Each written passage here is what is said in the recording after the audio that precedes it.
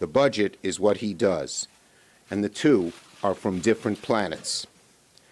I like to say the budget is the truth serum, and now the American people can clearly see that he is a fraud who is not fighting for them. Under Donald Trump, the average American is struggling to keep up, and his budget would make life harder for them. President Trump likes to talk about the forgotten man and woman. Well, in this budget, he's forgotten about the very people he promised to help in his State of the Union last week. So let me go over a few of the areas. On health care, the president said he'd never cut Medicare and Medicaid. He slashes both. $1 trillion in cuts to Medicaid in the Affordable Care Act. Hundreds of billions of cuts in Medicare. And the president even proposes a $35 million cut to CDC's Infectious Disease Rapid Response Reserve Fund. This is the fund currently being used to respond to the coronavirus outbreak. On education, the president's budget would devastate our nation's students, both K through 12 and college. His budget cuts the Strengthening Institutions program that assists historically black colleges and universities and other minority-serving institutions. Typical hypocrisy. At the State of the Union, he was bragging how he helps HBCUs. His budget cuts them. It cuts after-school and summer learning programs for 2 million young people. Rural education grants will hurt 18,000 school districts across the country. In the president's budget, hundreds of billions of dollars would be slashed from student loan forgiveness. He actually makes it harder for kids to pay back their debt. Instead of a limit of 10% of income per year, it goes up to 12.5% under his budget. That's how he cares about students and the overwhelming burden of debt they have. He slashes federal housing assistance. He slashes federal disability insurance. So if you're an American struggling with student loan debt or health problems or housing costs or hunger, the president's budget says you're out of luck. Meanwhile, if you're a millionaire, billionaire, a corporation, a big oil wildcatter, the president's budget says you're in luck. You're in clover. And lastly, the president's budget doesn't make it harder to fight climate change alone. It would exacerbate, make worse the climate crisis, not just not fight it, but make it worse. He cuts EPA funding by more than 25%. He cuts renewable energy funding, clean energy like wind and solar, 75%, and cuts funding for climate research, gashouse green monitoring, and emissions reduction activities in this anti-science administration that he leads. President Trump's budget even cuts disaster relief for FEMA by $12.2 billion. And so much of the disaster is caused by climate. The Earth's on fire. Antarctica had a 64-degree record temperature this week.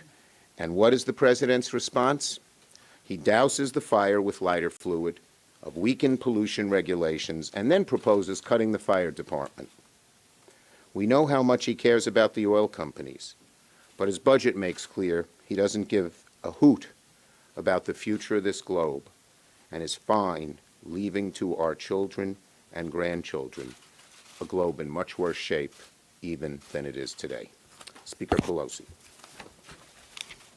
Thank you very much, Leader Schumer, for your leadership in fighting this budget. The budget, our federal budget, should be a statement of our national values. What is important to us as a nation should be reflected in how we allocate our resources. The budget, in terms of our legislative work, is the heart of the matter. It's where it all begins. And this is a heartless budget. It's a heartless budget in some of the ways that the distinguished leader spelled out, and I think it does bear repetition to say what he is doing. Slashing $500 billion from Medicare. After he stood in front of the House and said, I'm protecting Medicare and Social Security, $500 billion out of Medicare. And from Medicaid, $900 billion. So if you're sitting at home at your kitchen table and you're a senior, or if there's a senior in your family on Medicare, you're getting cut. And if there is long-term care in your family's budget, you are getting cut. Two-thirds of long-term care, two-thirds of long-term care is paid for by Medicaid.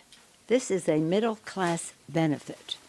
Those cuts endanger the health of seniors and long-term care needs and for them and their families. And these Medicaid cuts also hurt rural hospitals, people seeking opioid addiction treatment, veterans and their families. More than 1 million veterans are on Medicaid. So $900 billion cut from Medicaid. At the same time, the president is in court fighting to overturn the Affordable Care Act, which has, as you mentioned, the pre-existing condition benefit, so important to all of those families. But in this budget, what could possibly be his motivation to cut all that money from the CDC that you mentioned at the time of the coronavirus and the threat that that is, cutting money from CDC, the Center for Disease Control, using the full title, the prevention element of the good health of the American people.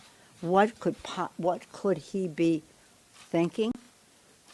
Maybe I'm using that term loosely. The president said he would fight for farmers. We all want to fight for farmers. But at a time when farmers are declaring bankruptcy at record rates, the president in this budget wants to slash the safety net by nearly $60 billion and ransack the U.S. Department of Agriculture. His budget also takes food off the table of hungry families of both rural and urban communities by cutting more than $180 billion from the SNAP program. SNAP program, some farmers, when I visit farmers in the Midwest, they say, we are farmers and we are on food stamps. It's such a sad thing. Their economies depend. That's when Senator Dole and Senator McGovern even began all of this, was to help people have food security, but also to help farmers have their economic security as well. Countless groups representing seniors, working families, and more have denounced the budget, from the Alliance for Retired Americans to the Young Invincibles. The young lobbyists, you've probably seen them. We've had 10,000 events to fight the repeal of the Affordable Care Act, at which the young, they weren't at all of them, but they were significant at those meetings. The young little lobbyists, some of them born with a pre-existing condition, many of them on Medicaid, they write, "We are disappointed, though sadly not surprised, that the president has once again broken his campaign promise. We absolutely reject this vision for our country, and we call upon our legislators to reject this budget and the dangerous values it espouses. Our children's lives depend on it." And the National Committee to Preserve Social Security and Medicare writes, "This budget will leave seniors and other vulnerable citizens hungrier, sicker, and poorer. It reveals the president's cruel priorities heading into the 2020 election." Chairman mentioned earlier that there are benefits to the high end in our economic life in our country. The president, in what he has been doing, what he talked about in the State of the Union, and what this budget is about, increases the national debt, passes that expense on to our children so that he can give tax cuts to the top 1% in our country. It's absolutely shameful. Again, the budget's supposed to be a statement of our values. Once again, this president is demonstrating how little he values the good health, financial security, and well-being of hardworking American families. This budget is an insult to the hopes and dreams and aspirations of America's working families. It increases the national debt. It must be rejected. And by the way, it is a complete abandonment of the budget agreement that we had with the domestic and defense priorities. Clearly, this administration cannot be trusted. I yield back. We're ready for your questions. On this subject first. Yes. What did you make of the president's request for only $2 billion in wall construction funding? Well, look, we have fought him on the wall successfully in the budget. Then he tries to go around and declare an emergency. Everyone knows that is not what the emergency legislation was called for. We're going to fight every penny for wall construction. We don't want to take it away from military families. What's interesting in this budget, all the military families and all the military support that they took out last year, they didn't try to backfill this year. We didn't let them in last year's budget. So who is this going to hurt? Our nation's military families, for a wall that is a vanity project that he said Mexico would pay for. Yes, and just further to that point, the distinguished leader has been very clear, but this is about child care centers at military bases, facilities for the quality of life for the families and for the security of our country. As he said, Mexico is going to pay for it. No. But in addition to the harm that he's doing to military families, just getting back to Medicaid, almost $1 trillion in cuts in Medicaid, over 1 million veterans are on Medicaid. Hundreds of millions of veterans are on food stamps. So this really shows just a cavalier attitude to the needs of America's servicemen and women and their families when they're in the military and when they retire. Taylor. On the issue of Medicare, both of you have been around a long time, and you voted for cuts to Medicare in the past, either to No. reduce the Never done deficit. No. We opposed whatever it was. The Gang of Six? To the needs of America's servicemen and women and their families when they're in the military and when they retire. Taylor. On the issue of Medicare, both of you have been around a long time, and you voted for cuts to Medicare in the past, either to No. reduce the Never done deficit. No. We opposed whatever it was. The Gang of Six?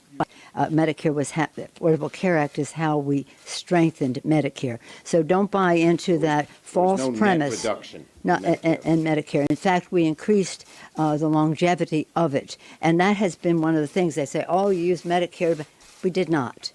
We did not. Trump is making the same arguments about his approach to cutting Medicare as well, but that money goes. He didn't. No. He didn't put it. Wait. He didn't put a nickel of that back into health care. Not Or a nickel. That's the Medicare. difference. Yeah. Or to Medicare. Yeah. So he's not. He may use that argument, but he will use it falsely. This is very important that we have clarity on this subject because we're talking about America's working families. We're talking about Medicare, which is essential to not only the health but the financial security. We are also talking about Medicaid, which is a middle income benefit, although people think of it being for poor people, poor children, yes. But as I mentioned, about two-thirds of it being of long-term care being covered by Medicaid, which is now being cut by almost $900 billion.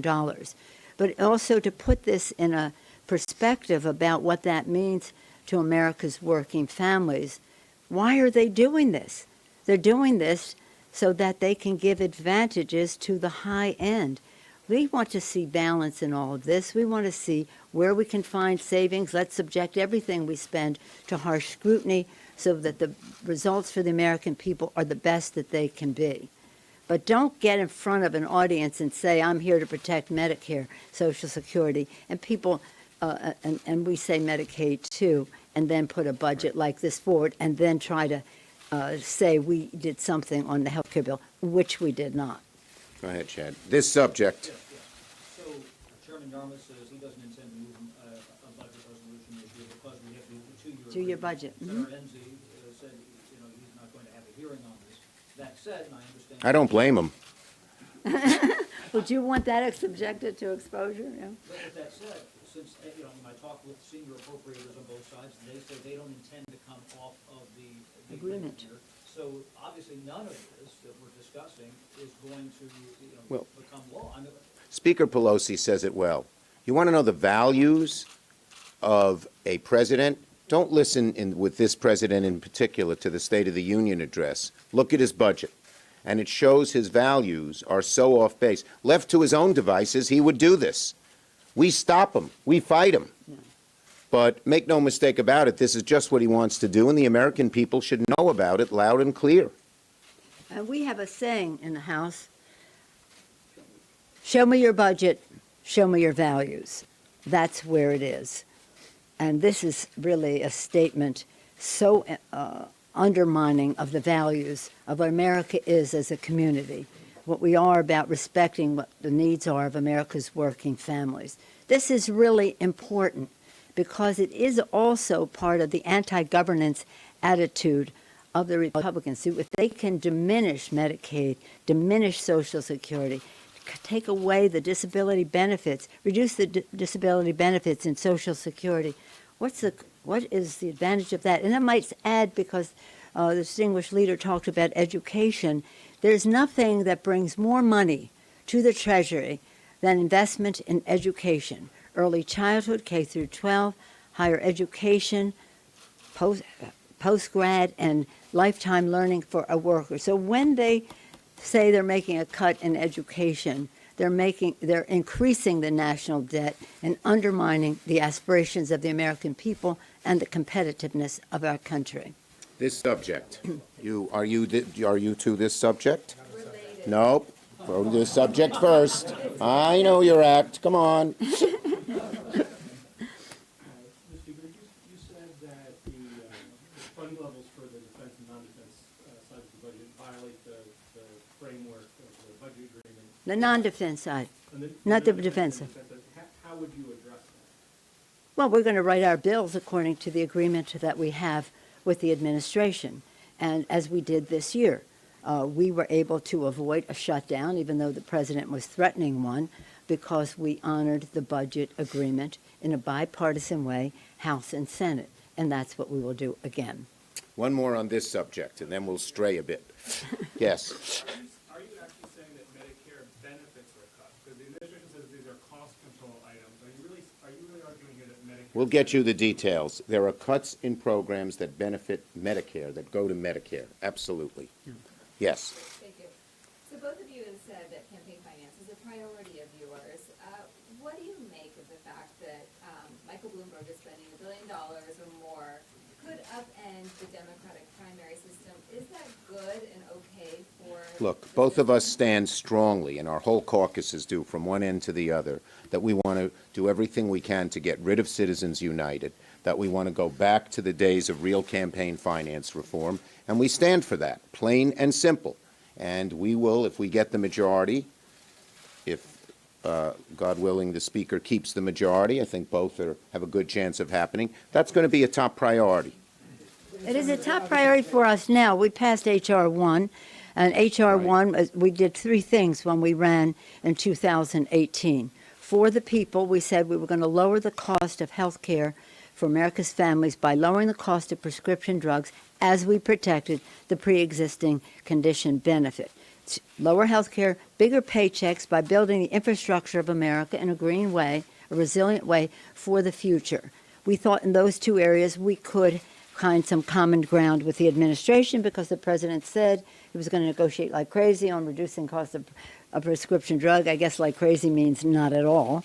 And hopefully we can still find a path on both of those, lowering the cost of prescription drugs and building the infrastructure. And 3, cleaner government. I don't know that we have much hope with him in that regard. However, it was about lowering the influence of dark special interest money in elections, as well as giving opportunity for small donors to weigh in, that everybody thought that his or her voice counted as much as anyone else's, with John Lewis's provisions in there to end voter suppression and the rest of that.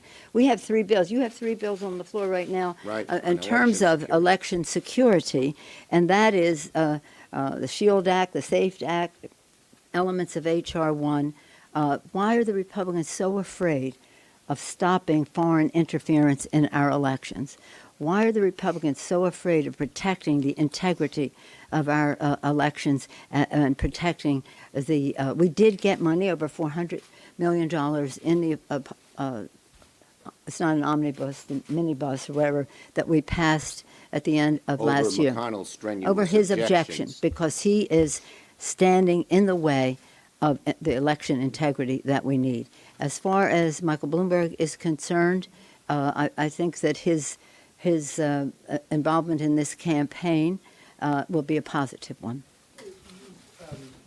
And by the way, just one other point on that. H.R. 1, we have asked countless times for McConnell to let us bring it to the floor, He won't do it. He's against any campaign finance reform. Bloomberg is concerned, I think that his involvement in this campaign will be a positive one. And by the way, just one other point on that. H.R. 1, we have asked countless times for McConnell to let us bring it to the floor, He won't do it. He's against any campaign finance reform. Seriously, in my view, the Voting Rights Act, but said Congress can correct this, and we did.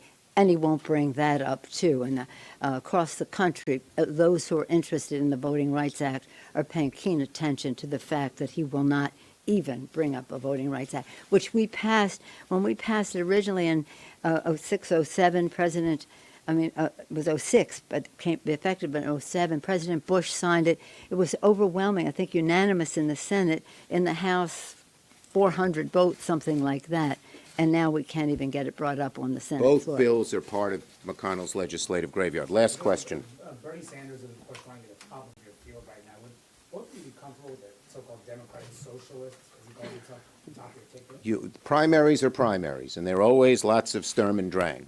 You will see in a few months, Democrats will be strongly united together, and we will be focused like a laser on beating Donald Trump. The enthusiasm that you last saw in 2008 to elect Barack Obama, you will see among Democrats this summer and fall to get Donald Trump out of office. And we in the House feel that we set a model for how to win elections by winning in the most gerrymandered, voter-suppressed political arena you could ever put together, net gain of 40 seats. So we think we are an engine that can help us win that election, whoever our nominee is. Thank you.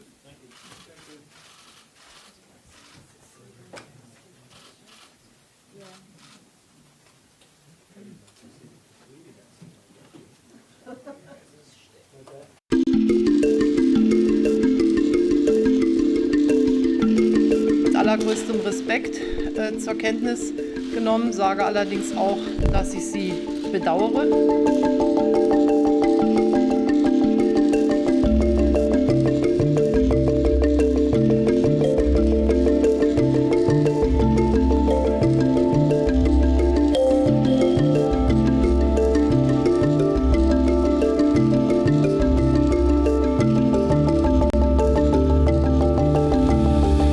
Die AfD steht gegen alles, was uns als CDU ausmacht. Jede Annäherung an die AfD schwächt die CDU.